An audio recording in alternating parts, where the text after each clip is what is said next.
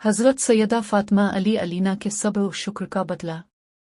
रवायात में आता है कि एक मर्तबा अज़ाब जहन्नम के मुताल्लिक़ चंद आयात नाजिल हुई तो हुजूर नबी करीम से ही इस कदर रोए कि सहाबा किराम खान तीन भी अपने काम को देखकर रोना शुरू हो गए और वो इस बात से बेखबर थे कि अपने काम क्यों रो रहे हैं। जब उन्हें अब से कि यूं रोने की वजह समझ न आ सकी तो उन्होंने बाहमी मशवरा से ये फैसला किया कि हज़रत सैयदा फ़ातिमा को बुलाया जाए और अब से काम की आदत करीमा थी कि चाहे जितने भी अफसरदा हूँ मगर हज़रत सैयदा फ़ातिमा लेना को देखकर अब से बयान का चेहरा खिल उठता था। हज़रत सैयदा फ़ातिमा अली को जब हुजूर नबी करीम से बातुन के यूं रोने की खबर मिली तो वो भी परेशान हो गई और फ़ौरन ही अपने पेवंद लगे कंबल को ओढ़कर अब से ये काम की खिदमत में हाजिर हुई।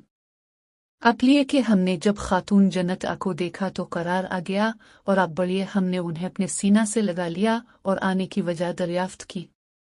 हज़रत सैयदा फ़ातिमा अलिफ ने अर्ज़ किया, मैं यहाँ आने से कब्ल चुकी पेश रही थी और कुरान मजीद की तिलावत कर रही थी।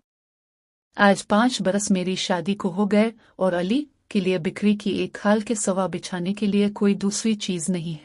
हुजूर नबी करीम से पी ने फरमाया, तुम्हारे सब्र विश्कर का बदला अल्लाह इज़्ज़ोजल के आखिरत के खजाना में अमानत है। फिर अब से बेचीनम ने अज़ाब जहन्नम के मुताल्लिक नाजिल होने वाली आयात की तिलावत की जिन्हें सुनकर हज़रत सैयदा फ़ातिमा अलीना भी बेकरार हो गई।